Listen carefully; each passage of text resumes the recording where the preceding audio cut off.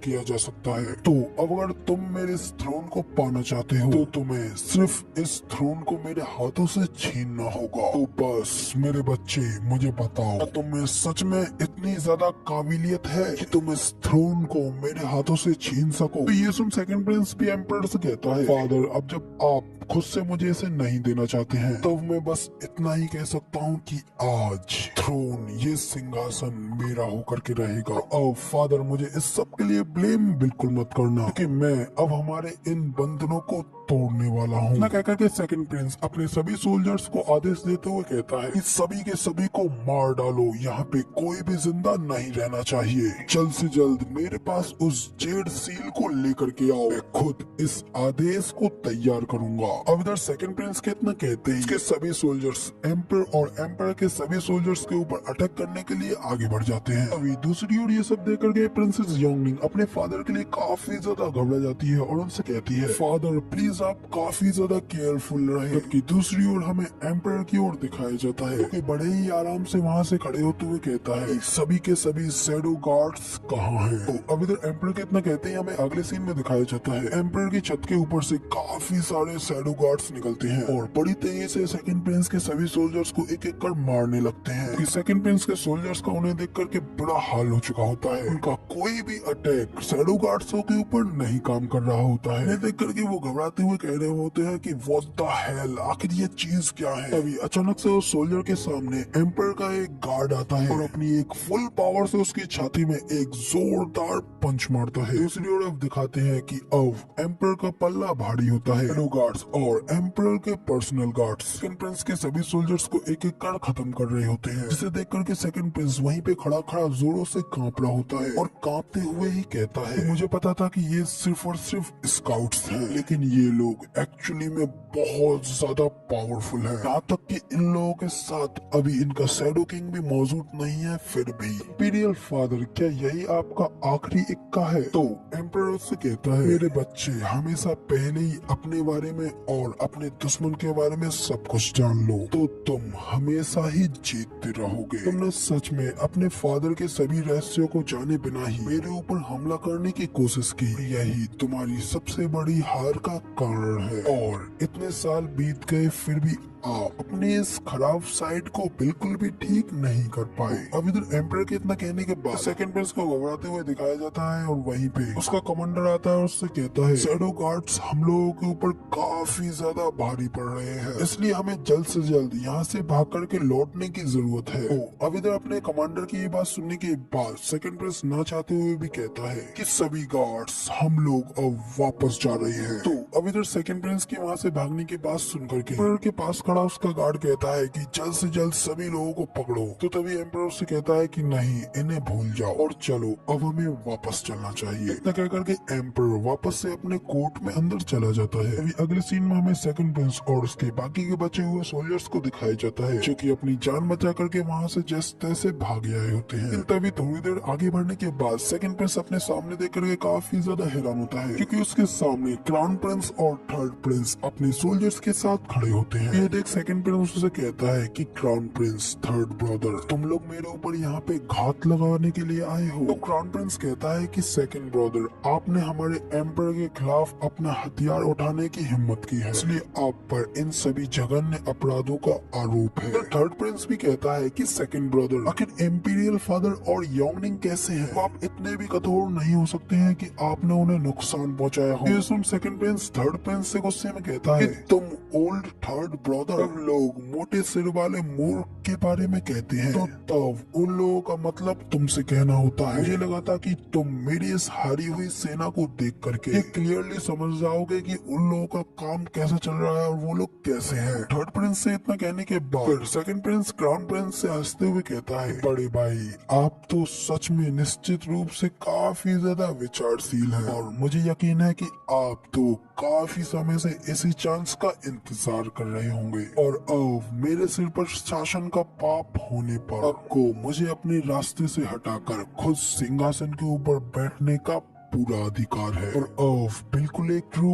Oriel की तरह अब मुझे समझ में आया कि इम्पीरियल फादर ने तुम्हें क्राउन प्रिंस क्यों बनाया, क्योंकि तुम सच में काफी ज्यादा रिसोर्सफुल हो। अब इधर सेकंड प्रिंस की ये सारी बातें सुनने के बाद थर्ड प्रिंस भी क्राउन प्रिंस की ओर थोड़ा दुखी होते हुए देखता है। तभी क्राउन प्रिंस सेकंड प्रिंस से कहता है, सेकंड ब्रदर तुम जंप करके सीधा ही कंक्लूजन पे पहुंच रहे हो। मेरे मन में तो सिर्फ और सिर्फ इम्पीरियल फादर की सुरक्षा ही है। तो सेकंड प्रिंस कहता है कि क्या तुम्हें पता है, क्योंकि अगर नहीं पता है तो तब तुम्हें ये जान करके राहत मिलेगी। इम्पीरियल फादर एक हेल्दी और स्ट्रॉन्ग घोड़े की पिक्चर की तरह ही बिल्कुल ठीक है, और इससे पहले कि आप जब उनका कार्यभार संभालोगे तब तक इसमें कई सारी टिकट्स, कई सारी दशकें लग जाएंगी। सेकंड प्रिंस जोर जोरों से हंसने लगता है। ये सुनकर के सेकंड प्रिंस गुस्से में अपने दांत पीसते हुए अपने मन में कहता है, सेकंड ब्रदर तुम सच में बिल्कुल वेस्ट और बेकार हो। दूसरी ओर थर्ड प्रिंस भी क्राउन प्रिंस से कहता है, बड़े भाई इम्पीरियल फादर और योंगनिंग बिल्कुल ठीक है, हम लोग बिल्कुल सही समय पर यहाँ पे पहुँचे हैं। तो क्राउन प्रिंस कहता है कि हाँ, हेवन सच में हमारे इम्पीरियल फादर के साथ में है। कहने के बाद फिर क्राउन प्रिंस सेकंड प्रिंस से कहता है, सेकंड ब्रदर तुम्हारे ऊपर विद्रोह भड़काने का आरोप है, इसलिए अब तुम खुद अपने आप को हमें सौंप दो और हम इम्पीरियल फादर के पास तुम्हें सजा दिलवाने के लिए ले चलेंगे। ये सुन सेकंड प्रिंस एकदम पगलाते हुए कहता है, तुम्हें लगता है कि ये सब इतना ज्यादा आसान होने वाला है, तो तुम्हारे ऊपर एक और चीज आने वाली है। मैं भले ही फादर को हरा करके सिंहासन को पाने में फेल हो गया हूँ, लेकिन मेरे पास अभी भी मेरे गार्ड्स मौजूद है, और अब मेरे इन रेडियन स्टेज एक्सपर्टों के लिए तुम तक पहुँचना बहुत ज्यादा आसान होगा। ये सुन क्राउन प्रिंस कहता है कि ओह, तो तुम्हें ऐसा लगता है। इतना क्या करे क्राउन प्रिंस एकदम ईवल तरीके से हंसते हुए सेकंड प्रिंस के सभी सोल्जर्स से कहता है, सिटी गार्ड्स के सभी ऑफिसर्स, क्या तुम लोग भूल गए हो कि तुम सच में किसके आदमी हो? तुमने अपने लॉर्ड के अगेंस्ट हथियार उठा लिए हैं, स्टिल अभी भी तुम्हारा नाम रिकॉर्ड्स में मौजूद है। तुम लोग भले ही अब यहाँ से भाग सकते हो, लेकिन तुम लोगों के परिवार के बारे में क्या? तुम लोग अपने विनाश की सजा उन लोगों को दिलवाओगे। तुम सभी देश के वफादार सैनिक हो, मजबूत और हार्ड वर्किंग। सभी का नाम हिस्ट्री में इस तरीके से दर्ज नहीं होना चाहिए। तुम सभी लोग भी इस विरोध में विक्टिम्स हो, इसलिए खड़े हो जाओ और पीछे मुड़ो। मैं एक प्रिंस के रूप में आप सभी लोगों से ये वादा करता हूँ, हमारे मैजेस्टी मेरे कहने पर आपके इन सभी एक्शंस को माफ कर देंगे। ये आप सभी मेरे कहने पर अपने इन जॉब्सों को बचाए रखो और अपने सिटी गार्ड्सों के रूप में काम करते रहो। अब इधर क्राउन प्रिंस को अपने सिटी गार्ड्सों को भड़काते हुए देख कर सेकंड प्रिंस काफी ज्यादा गुस्सा हो जाता है और जल्दी से अपनी स्वॉर्ड निकाल करके क्राउन प्रिंस के ऊपर अटैक करने के लिए आगे बढ़ जाता है। इसे देख करके क्राउन प्रिंस भी जल्दी से अपनी म्यान में से स्वॉर्ड निकालते हैं और सेकंड प्रिंस के स्वॉर्ड अटैक को ब्लॉक करते हैं, जिस वजह से उन दोनों के स्वॉर्ड के बीच में एक जोरदार कोलैप होता है। क्योंकि क्राउन प्रिंस सेकंड प्रिंस से काफी ज्यादा पावरफुल होता है, इस स्वॉर्ड से सेकंड प्रिंस की स्वॉर्ड के ऊपर और ज्यादा फोर्स लगाता है। एक झटके में सेकंड प्रिंस को पीछे की ओर फेंक देता है। अगले सीन में दिखाते हैं कि क्राउन प्रिंस की फोर्स की वजह से सेकंड प्रिंस काफी ज्यादा दूर जाकर के गिरता है। क्राउन प्रिंस कहता है कि सभी के सभी कल्टीवेटर्स सिर्फ और सिर्फ रिसोर्सेस के लिए ही लड़ते हैं, स्प्रिट स्टोन्स और पिल्सों के लिए। अब जब वो अपने विरोध में विफल हो गए हैं, अब पॉसिबली आखिर वो आपको क्या दे सकते हैं? अब तुम हार मान लो और मेरे साथ खड़े हो जाओ। मैं तुम लोगों को एक एक वेनरेबल बना दूंगा। तो बताओ, क्या तुम लोग मेरे साथ मिलना चाहोगे? फिर मेरे इस मंद बुद्धि भाई के साथ मिल करके यहाँ से सब कुछ अपने पीछे छोड़ करके भागना पसंद करोगे? लगे करके फिर क्राउन प्रिंस हंसते हुए कहता है, विद्रोह भड़काना एक भारी अपराध है। यहाँ तक कि एक रेडियन स्टेज का एक्सपर्ट भी ये सब करने की हिम्मत नहीं करेगा। ऑफ कोर्स अगर तुम लोगों को लगता है कि तुम लोग गूसेंगटन हो, जो कि एक पूरे का पूरे नेशन से अकेले ही लड़ सकता है, फिर तो हर तरीके से तुम लोग ये कर सकते हो। तो गाइस क्राउन प्रिंस के इतना कहते ही यहाँ पे हमारा ये वाला एपिसोड कंप्लीट है, जिसको दिखाया जाता है जो कि हमारे प्राइम मिनिस्टर रुचि चैंगफेंग का होता है। वहीं पे अंदर हमें प्राइम मिनिस्टर जुजी चैंगफेंग और उनके साइड पे वॉर मिनिस्टर खड़े दिखाई देते हैं। इधर प्राइम मिनिस्टर के हाथ में जेट स्लिप होती है, जिसे देख करके वॉर मिनिस्टर उनसे कहते हैं, प्राइम मिनिस्टर सर आखिर सिचुएशन क्या है। प्राइम मिनिस्टर जुजी कहते हैं कि वो सेकंड प्रिंस सच में एक फेलियर पर्सन है। मुझे तो पहले से ही पता था कि वो सेकंड प्रिंस योर मैजेस्टी की एबिलिटीज के सामने जरा भी टिक नहीं सकता था, और जैसा कि मैंने एक्सपेक्ट किया था, एम्परर ने अपने उस बेकार कमीने बेटे को भी मौत के घाट नहीं उतारा। जैसा कि उससे अपेक्षा थी, एक टाइगर कभी भी अपने बच्चे को नहीं खाता है। हालांकि थैंक्स टू सेकंड प्रिंस, उसके उस गुस्से स्वभाव की वजह से हिज मैजेस्टी की सिक्योरिटी पूरी तरीके से ओपन हो गई। वो वास्तव में हम लोगों के साथ एक खाली सिटी की टैक्टिक्स से खेल रहा है। अब इधर प्राइम मिनिस्टर जूजे की ये बात सुन और मिनिस्टर भी कहते हैं कि तो सर प्राइम मिनिस्टर अब आखिर हमें क्या करना चाहिए। तो अब प्राइम मिनिस्टर जूजे कहते हैं कि वो ओल्ड मैन अब अपने मूव्सों के साथ खुद भी शामिल हो गया है। उसने उन दोनों से निपटने के लिए अपनी पूरी फोर्स को तैयार करके भेज दिया है, जबकि वो यहाँ पे हम लोगों को अंधकार में रख के खुद थ्रोन के ऊपर आराम से बैठा हुआ है। लेकिन अब उसने इस बारे में कभी भी सोचा नहीं होगा कि उसकी ये एम्प्टी सिटी की टैक्टिक्स पूरी तरीके से सेमलेस और बेकार हो जाएगी। और ये सब बिल्कुल ऐसा है जैसे कि हेवेंस खुद हमारी मदद कर रहा है इस चांस को पाने में। तो अब वॉर मिनिस्टर जल्द से जल्द हमारी सेना को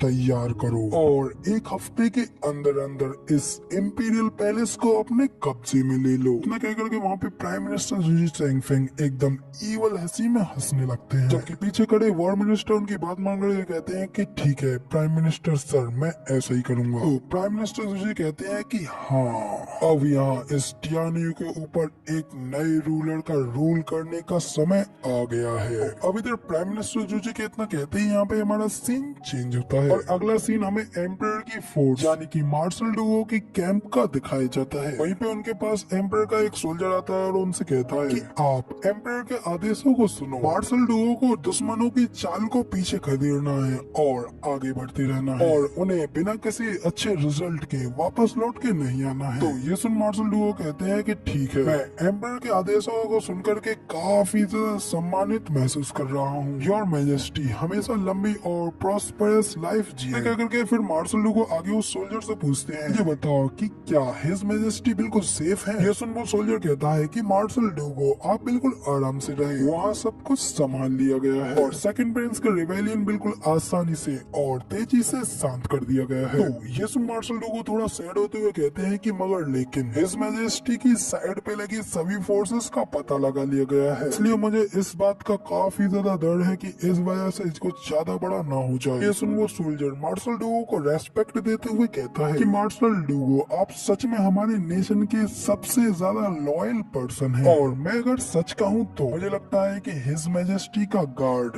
अभी काफी ज्यादा खराब चल रहा है, लेकिन अब जब आपने हिज मैजेस्टी की डिग्री को देख ही लिया है तो अब आप इसका अपोज करके वापस लौट करके नहीं आ सकते हैं। तो ये सुन मार्शल डुओ कहते हैं हाँ, हिज मैजेस्टी ये सब करके अपनी सभी नावों को जला रहे हैं। टियानियो में शांति लाने के लिए वो अपने आप को काफी ज्यादा फोर्स कर रहे हैं, यहाँ तक कि इस सब के लिए वो अपनी सेफ्टी को भी दांव पर लगा रहे हैं। तो इतना कहने के बाद फिर मार्शल डुओ अपने मन में सोचते हुए कहते हैं तो फिलहाल इसलिए मुझे अभी धीरे धीरे आगे चलना चाहिए, ताकि अगर योर मैजेस्टी के साथ मेरे पीछे कुछ हुआ तो मैं अभी भी वापस जा सकूं और योर मैजेस्टी को खतरे से बचा सकूं। तो अब इधर मार्शल डुओ के इतना कहते हैं यहाँ पे हमारा सीन चेंज होता है। अगला सीन हमें एक बड़ी सी खाई का दिखाया जाता है, इसकी दोनों साइड पे एक एक साइड की सेनाएं खड़ी होती हैं। तभी इसके अगले सीन में हमें एक साइड पे ड्राफ्टिंग फ्लावर एडिफिस की ग्रैंड मदर, क्यानलान पवेलियन और स्वॉर्ड मार्केस अब्रॉड के लीडर्स और साथ में उनके पीछे के सभी एल्डर्स और फोर्सेस दिखाए जाते हैं। जबकि दूसरी साइड पे हमें सबसे पहले दिखाते हैं सर्लिंग, हाई वेनरेबल मास्टर होंगफू फेंगली, साथ में हेल वैली के लीडर। तो तभी दूसरी साइड पे ग्रैंड मदर अपने पीछे बैठे जूफेंग से कहती है कि स्टीवर्ट जू, हम लोग कई हफ्तों से यूं ही एक दूसरे को देख रहे हैं, अब आखिर कब आप इनके ऊपर अटैक करने का प्लान बनाने वाले हैं। ग्रैंडमदर की ये बात सुनकर के जूफेंग आराम से अपनी चेयर पे बैठे हुए उनसे कहता है, पहले तो आप थोड़ा शांत हो जाइए कि अभी हम लोगों को बस एक सही टाइम का थोड़ा सा और इंतजार करना है। तो जूफेंग की ये बात सुन हमारी एंग्री वुमेन फ्योनी जूफेंग के ऊपर चिल्लाते हुए कहती है कि लेकिन फिर भी आखिर हम कब तक इंतजार करें, कि क्या तब तक जब तक हम यहाँ पे खड़े खड़े एक स्वतंत्रता की मूर्ति न बन जाए। तो दूसरी ओर एल्डर फ्योनी के इतना कहने के बावजूद भी जूफेंग यहाँ पे आराम से बैठा हुआ उनकी सारी बातों को इग्नोर करता है और हल्के से स्माइल करते हुए किसी चीज का इंतजार कर रहा होता है। कि दूसरी ओर मास्टर होंगफू भी अपनी चेयर टेबल के ऊपर बैठे हुए जूफेंग की तरह ही किसी चीज का इंतजार कर रहे होते हैं। वैली लॉर्ड उनसे पूछते हैं कि स्टेट लॉर्ड होंगफू, आखिर अब हम लोगों को भी कितना इंतजार करना है। अब इधर वैली लॉर्ड इतना कह ही पाते हैं कि तभी सर्लिंग सामने की ओर देख करके काफी ज्यादा हैरान हो जाते हैं, क्योंकि उनके सामने से आसमान से दो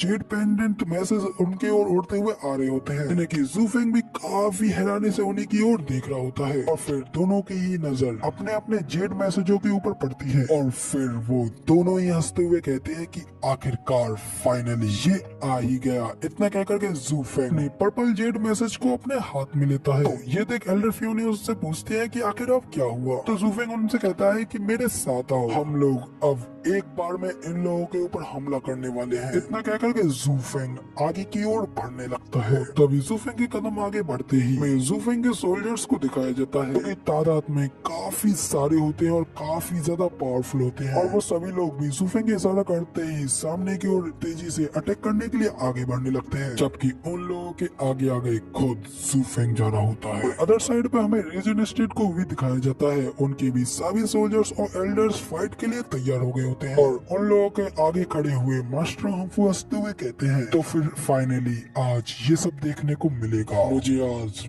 बहुत ज्यादा आराम मिलेगा जब मैं अपने दिल की शांति के लिए तुम्हारे शरीर के टुकड़े टुकड़े कर डालूंगा। जूफेंग, अब फाइनली समय आ गया है जब तुम मेरे बेटे की मौत का भुगतान करोगे। तो अब इधर मास्टर होंगफू की ये बात सुनने के बाद जूफेंग भी हंसते हुए कहता है, होंगफू टियानियो, चलो ठीक है, अब तुम्हारी इस कोशिश को भी देख लेते हैं। तो तभी दूसरी ओर सर्लिंग कहते हैं, स्टेट लॉर्ड और स्टीवर्ट जू, प्राइम मिनिस्टर जिगे चेंगफेंग के एक्शन और मार्शल डुओ के वापस आने में ज्यादा समय नहीं लगेगा, तो अभी इस समय इन बकवास की बातों के ऊपर समय व्यर्थ क्यों करना। फिलहाल हमें अपनी शक्तियों को तेजी से और ताकत से दूर करने की जरूरत है, तो अब इसीलिए समय व्यर्थ ना करें और विनर को इस नेशन के ऊपर कब्जा करने का समय दे। और जहाँ तक हारने वाले की बात है, तो वो बिना किसी पछतावे के एक महत्वपूर्ण स्टेपिंग स्टोन बन जाएगा। ये सुन जूफेंग जोरों से हंसते हुए कहता है कि हा हा हा बिना किसी पछतावे के। हाँ, मैंने तो इस बारे में कभी नहीं सोचा था कि सर्लिंग भी इतने ज्यादा बहादुर व्यक्ति होंगे। अब आगे मेरे किसी भी वर्ड को कहना बिल्कुल यूजलेस है और इससे कोई फर्क नहीं पड़ता कि हमारे बीच पहले कितनी नफरत थी। ये फाइट हमारे लिए बहुत ज्यादा इम्पोर्टेंट है और अब एंड में हम दोनों में से जो भी ऊंचा खड़ा होगा वही जिंदा रह पाएगा। आप क्या कहते हैं स्टेट लॉर्ड होंगफू? अब इधर जूफेंग की ये बात सुन स्टेट लॉर्ड होंगफू भी हम अपने हाथों को आसमान में खुला करके पागलों की तरह हंसते हुए कहते हैं, जूफेंग, बिल्कुल सही कहा तुमने। नफरत एक तरफ, पावर की ये रेस में एंड पे कमजोर लोगों को खा लिया जाता है और आखिर इस पूरे वर्ल्ड का किंग भी इन छोटे मोटे झगड़ों की परवाह क्यों करेगा। फेंग, तुम एक बहुत ज्यादा एम्बिशियस यानी कि महत्वाकांक्षी व्यक्ति हो और अब जब ये पूरी दुनिया दाव पर है तो तुम्हारे साथ लड़ना मेरे लिए काफी सम्मान की बात है। तो ये सुन जूफेंग भी कहता है कि तो फिर स्टेट लॉर्ड होंगफू, अब हम लोग इस जंग को शुरू, क्या हम इस फाइट को शुरू करें? ये सुन मास्टर होंगफू भी जूफेंग की ओर देखते हुए एक्साइट होकर के कहते हैं, चलो फिर जंग को शुरू करते हैं। तो अब उन लोगों के इतना कहते ही हमें अगले सीन में दिखाया जाता है, एक तरफ से मास्टर होंगफू की बड़ी सी सेना की दूसरी ओर से जूफेंग की बड़ी सी सेना खाई के ऊपर से नीचे की ओर एक दूसरे के ऊपर अटैक करने के लिए आगे बढ़ रही होती है। जहाँ एक तरफ हमारे जूफेंग की एलाइट वॉरियर्स की सेना होती है, दूसरी ओर मास्टर होंगफू के एलाइट वॉरियर्स और एल्डर्स की सेना होती है। तो अब जब ये दोनों फोर्सेस एक तरफ एक दूसरे से लड़ रही होती हैं, दूसरी ओर सर्लैंग वेनरेबल हांगफू फेंगली से आगे बढ़ने के लिए कहते हैं, वे उसी वक्त उनके सामने अपनी पावर्स को रिलीज करते हुए ब्लैक ऑरे में कवर एल्डर ली उनके सामने आ जाते हैं और उनसे कहते हैं कि हांगफू फेंगली, क्या तुम भूल गए जो हमारी लास्ट टाइम इंपीरियल कैपिटल में फाइट हुई थी, वो अभी पूरी फिनिश नहीं हुई है। क्या अब तुम्हारे अंदर अभी भी मुझसे फाइट लड़ने की हिम्मत है? ये सुन हांगफू फेंगली भी अपनी पावर्स को रिलीज करते हुए कहते हैं, तुम मेरे सामने सिर्फ और सिर्फ लूजर हो। इधर हांगफू फेंगली के इतना कहते ही हम लोगों को वापस से दोनों फोर्सेस की फाइट का सीन दिखाया जाता है कि एक तरफ रीजन स्टेट के लोग जूफेंग के लोगों के ऊपर हमला कर रहे होते हैं और उसके लोग घायल हो रहे होते हैं। दूसरी ओर जूफेंग के लोग भी रीजन स्टेट के लोगों के ऊपर हमला कर रहे होते हैं और वो लोग भी बुरी तरीके से घायल हो रहे होते हैं। जबकि हमारी इस फाइट के रीजन स्टेट की ओर से मेन फाइटर हांगफू फेंगली अपनी फुल्ली पावर्स को अनलेस करते हुए चार्ज हो रहे होते हैं। दूसरी ओर जूफेंग की पार्टी के मेन फाइटर एल्डर ली भी हांगफू फेंगली के साथ फाइट लड़ने के लिए पूरी तरीके से चार्ज अप हो जाते हैं, जिसके बाद वो दोनों लोग एक दूसरे की ओर बड़ी तेजी से अटैक करने के लिए आगे बढ़ते हैं और दोनों के अटैक्स की वजह से काफी ज्यादा शॉक वेव्स पैदा हो रही होती हैं। ये सब देख करके मास्टर हांगफू भी कहते हैं,